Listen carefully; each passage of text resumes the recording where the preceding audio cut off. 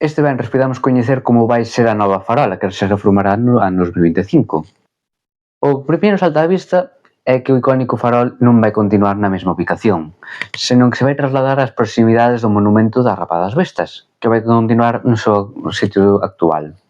Ademais, a nova praza estará feita de pedra de formigón e contará cun círculo no medio representando a actual rotonda, que vai desaparecer. Ese círculo vai ter gravado o nome oficial da praza, Praza de Galicia.